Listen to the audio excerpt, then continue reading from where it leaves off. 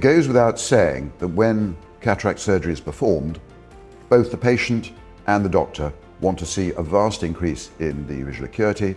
They want everything to go well with the surgery and for there to be a very smooth post-operative course. I'm Richard Packard, and I'm going to share with you a case that caused me considerable concern.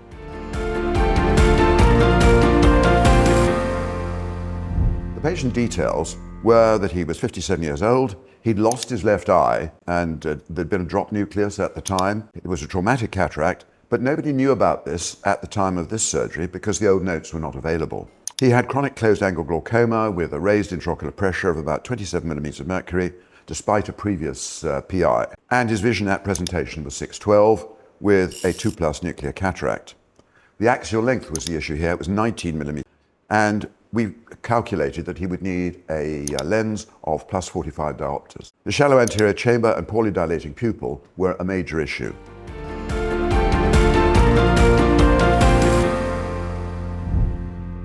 What are the potential challenges for a very small eye?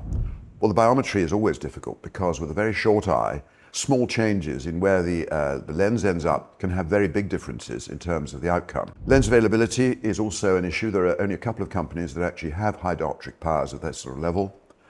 And the other issue is with the nanophthalmic eye, which is what this is, there's a very crowded anterior chamber. The iris, as soon as you make an incision, has a tendency to prolapse because of the pressure inside the eye being pushed up. And this can make your surgery very difficult, so you have to try and deal with this. And all your surgical activity is very close to the endothelium, so you need to protect it as much as you can. There's also, in the nanophthalmic eye, the risk of a choroidal effusion, and this is something you want to try and avoid by keeping the pressure up during the surgery as much as you possibly can.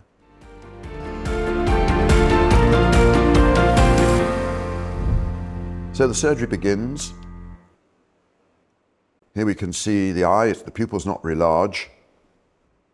And I'm making my side port incision, the shallow anterior chamber, so I'm being very careful not to abrade the iris or the cornea. Doing it very slowly. Put some OVD in. This is Helon 5 going in to try and get some space. And then we'll make another side port after the OVD goes in, and then make the main wound. Now, you'll see when the main wound is being made, that iris immediately comes out. And this already is problems, and it needs to be dealt with.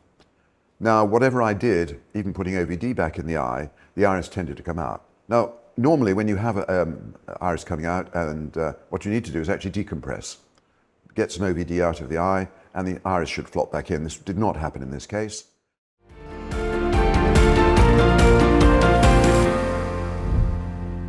What you could do, and what I didn't do, because I was not aware this patient was actually going to be on the operating list at that moment, is this patient should have had mannitol. Normally would give 20%, 250 mils, 30 minutes before the surgery.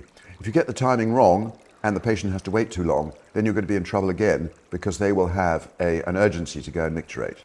So what could I have done? I could have closed the eye and come back another day to complete the surgery, because not really very much had been done except incisions.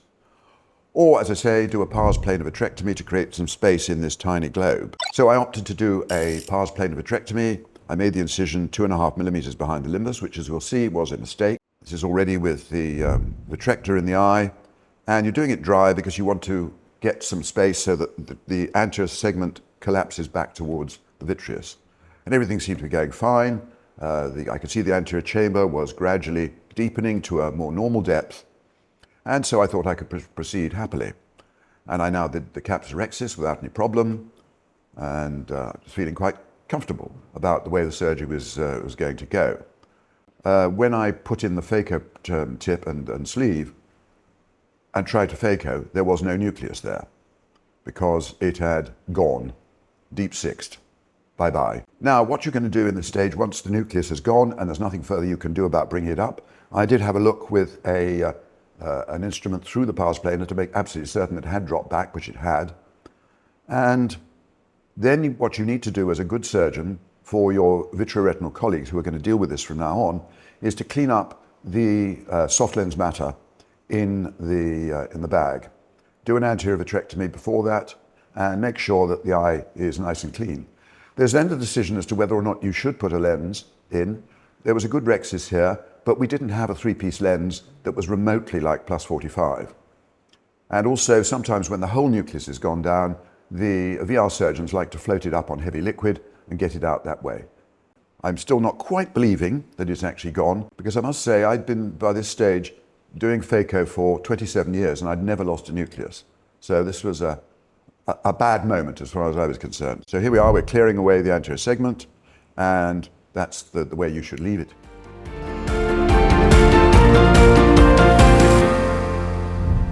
And as far as this was concerned, the VR surgeon saw the patient next day, listed for emergency surgery. The VR surgeon entered the eye 1 millimeter behind the limbus and still went through the retina, because unfortunately in these eyes, the pars plana is not normally placed, and it may be almost non-existent.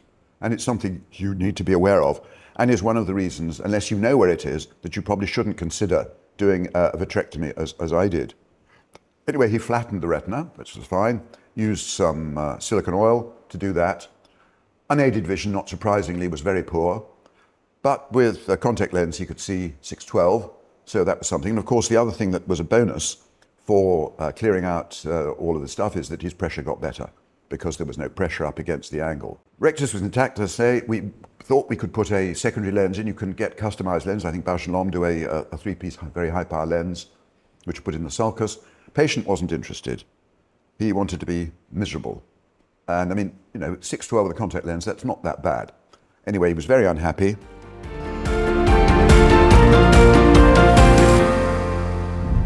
So, the lessons learned. Decompress the eye prophylactically with mannitol and massage in all similar eyes. Use incisions that are as small as possible so the iris has less opportunity to come out. And do not use a vitreous removal technique unless you know there is adequate pars plana. And you can do this by having a look inside the eye.